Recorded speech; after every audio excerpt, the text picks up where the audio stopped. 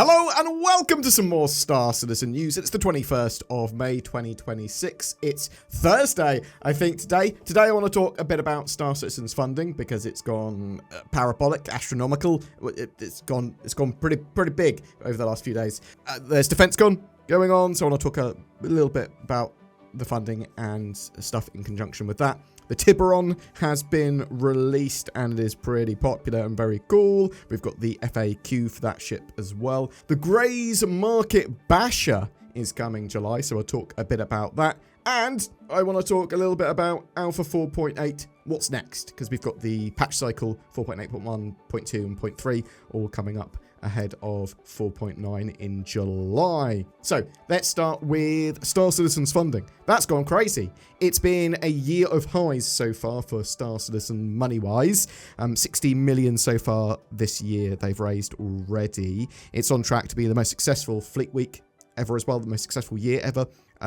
Actually, Fleet Week, I say Fleet Week, it's the most successful DefenseCon, whatever, because Fleet Week is DefenseCon this time around. And we've also had the highest single funding day ever for Star Citizen, 3.65 million, when the Tiburon came out. So let's talk about the Tiburon. The Aegis Tiburon is a new hull that is very similar to the Hammerhead, or at least it's got a lot of DNA from the Hammerhead. And people have gone crazy for this ship. It's great if you've got like 4 to 7 people wanting to crew a ship together, and it allows you to do loads of combat missions very, very well. I think for smaller crews and for most combat missions, I might prefer the sort of, if I've got 3 to 5 people, a Perseus. For its pretty similar role, and you can run it with a smaller crew, and you've got the sort of point defense systems there able to protect you pretty well with the Perseus. The Tiburon's laser is much more effective than the Idris's, in my opinion, mainly because it's a significantly more mobile platform. You can actually bring it to bear and turn it and shoot even like some fighters with it. It's super effective against larger ships. And you've got a load of those size 7 weapons as well, 4 size 7 weapons, which are great against large ships, but they're also not terrible against fighters. I mean, it might be a bit harder to hit with them, but when they hit, they do a lot of damage. It's got 40 SCU as well. It's got it's available from $700 to $775. I really rate it. Its giant laser beam, is the proper beam weapon, is its main focus. And yeah, I just think it's a great ship. Now, we do have a FAQ on the ship, which I want to go through. With the Perseus, Hammerhead and Tiburon forming a trio of heavy gunships, how does each fill a distinct role, and where does the Tiburon carve out its own identity?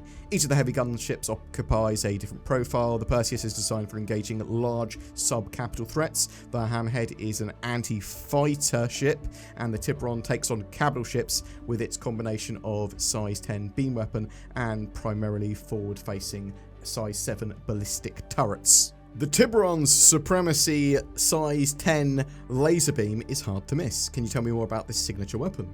The weapon is made by Heston Dynamics, and like the Exodus, is a custom integration into the chassis. So we're not going to be able to, well, probably not going to be able to change it out for other things, and you're not going to be able to move this laser beam onto another ship. The Tiburon is a similar size to the Hammerhead, but with the laser beam filling the center of the hull, how does the additional mass affect its flight performance? The Tiburon is built around a weapon powerful enough to threaten capital-class ships, and the rest of the hull gives way to that.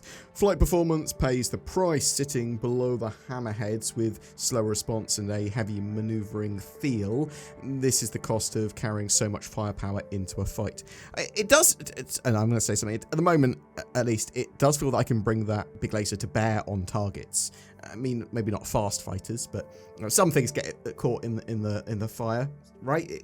It's much more mobile than the Idris. The Tiburon runs 2 size 3 power plants to power its components, turrets and laser beam. How does this setup meet the ship's demanding power needs in combat and inform its fighting style? Compared to the Hammerhead, which runs an identical power loadout for 24 smaller weapons versus a single size 10, it's similar. However, the initial design acknowledged a power limitation, hence the decision to use ballistic weapons on the remote turrets for both power and anti-capital ship role reasons. With a laser beam built for taking on large ships, how does the Tiburon fare against swarms of smaller ships? The Tiburon maintains its quad turret at the rear of the hammerhead, but it's limited in coverage and more a defensive measure than an offensive one. The remote turrets pack a hefty blow to anything caught in their path, though those size 7s really do, though they're not as effective at countering smaller ships. How does the Tiburon hold up defensively? Like other heavy gunships, the Tiburon features extensive and durable armor as its main protection point. How feasible is it to fly the Tiburon solo, and how does it balance for multi-crew gameplay? The main beam weapon can be pilot controlled, so you can fly that solo. The Tiburon will be wide open to attack from every other angle if you fly it solo though, but yeah, it obviously best with crews of 5 to 7. The Tiburon's remote turret guns look integrated into the turrets themselves. Could you tell us what weapons they are? Are they bespoke or swappable? The size 7 ballistic cannons featured on the remote turrets are identical to the bearing guns on the Aegis Tiburon's main turret kit. The Tiburon has a pointed bow. Where does the docking airlock go? The Tiburon does not have a docking port at all because of the structural changes to support the Supremacy Tier 10 weapon. You do get a nice sort of armory at the front of the ship instead though. With a second laser beam weapon now in game, are there plans to introduce them in other sizes? Yes, although we currently don't plan to introduce them in the smaller size weapon classes, instead retaining them for use on larger ships. So yeah, Tiburon, very cool ship of war. You will be able to get it in game in like 2 to 4 months if you just want to buy it in game or obtain it in game in some way. But yeah, you can buy it if you want, but very expensive. $700 to $775 is not a purchase I would make casually. Talking about purchases I wouldn't make casually, the Anvil Odin, that's super expensive. $5,000 to $5,900. That's going to be available on the 24th of May on Sunday. Now, we don't know how many of these they're going to be in the waves. You've got to be part of the Odin Founders Club to even get access. And they're still going to be sold in 6 waves every 4 hours from 4 PM UTC on Sunday. We don't know what its like carrying capacity does. We don't know a huge amount about the ship. We don't know what facilities it has, how many weapons it has. Does it have a good enough weapon set to be able to deal with fighters, or is that its sort of weak point? Is it more of a bombardier or an artillery piece? Is it more of a battleship but quite fast? Although I suppose we don't have a battleship in game either. I'm looking forward to seeing more on Sunday. There's maintenance going on, so this might be done by the time you see this video, but at time of recording there's maintenance running on the Star Citizen servers. This is partly to fix some issues for 4.8. There were some quite annoying ones. I think they just fixed entitlements as well if you weren't getting ships allocated to your account that you were supposed to have. Obviously there's been basically a full wipe, but a lot of people didn't get allocated the ships that they bought with real money. Hopefully 4.8 will be in a better place when the servers go back up. So we just had a roadmap update, but it was really bare. There was pretty much nothing there. So CIG went, bam, we're just confirming the features that were released in Alpha 4.8. We were expecting some 4.9 stuff, but CIG also now said we're keeping this week's roadmap update light as we ramp up Alpha 4.9 internally. We're aiming to share the first few cards of the next major update in 2 weeks if all goes well. See you there. So yeah, as I said, we were expecting some 4.9 stuff because CIG had said we were going to see some 4.9 stuff in the roadmap update just gone, but I suspect they're not 100% sure of some of the features that are going to make it or not. That's going to be true even when they're running PTU, but I suspect they want to nail down some of the main focus features. Is Siege of Orison and instancing going to be in there? That sort of thing. And in the meantime, we've got a whole 4.8 patch cycle to keep you busy until 4.9 is ready. So after DefenseCon at the end of May, looks like we're getting Alpha 4.8.1, and this is going to have expanded missions and the new defense missions. Sort of the opposite of bombing runs, defend locations, defend convoys, things like that, I believe, is all part of that. Alpha 4.8.2, kind of mid-June, we're getting the Alien Week celebrations and the Gatak Raylan. Now, there might be other alien ships that turn up as well, or vehicles, but that Gatak Raylan is a sort of medium hybrid cargo hauler, Xi'an human hybrid ship, and a lot of people are pretty excited for that.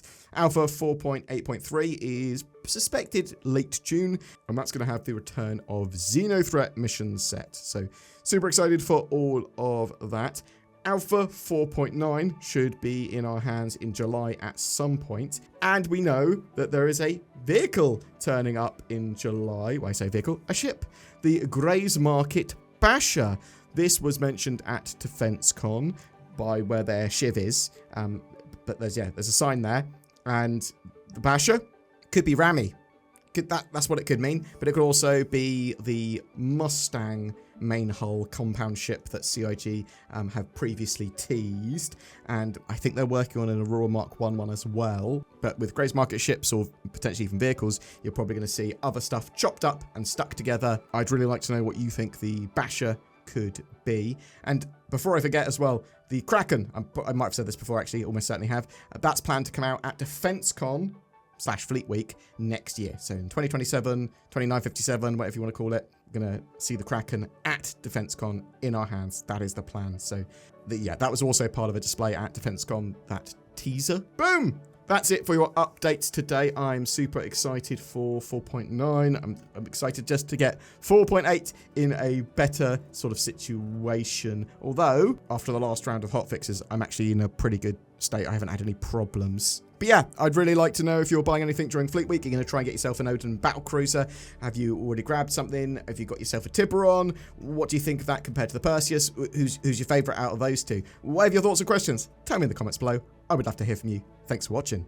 Do you want to enhance your Star Citizen gaming experience? Of course you do. In honor of DefenseCon, the Tobii Eye Tracker 5 is on sale until the 27th of May 2026. This gives you high precision natively supported head and eye tracking in Star Citizen. It really adds to immersion and situational awareness, being able to easily look around your cockpit and track enemies or friendly pilots. You can more naturally glance around in FPS or just explore the world in a way that's even cooler than before. Also, it gives you another tool in your belt, so you can use it to aim and interact with the world more with your eyes if you want to. Use it to aim your ship's weapons, that sort of thing. Whatever your monitor setup, or even if you wear glasses and in any lighting condition, Tobii has your back or head or eyes. Tobii has your eyes. It works with a ton of other games too, and is great for content creators as well. But also, you got camera boost, which is like mouse acceleration for your head. Use the link below to get 15% off. Also, there is a Tobii sweepstake you can get involved with until the 26th of May to win an Eye Tracker 5. Again, links below. And I would love to know in the comments if you have a Tobii Eye Tracker already, if you use it all the time in Star Citizen, or if you don't. Tell us in the comments. A big thank you to Tobii for sponsoring this video.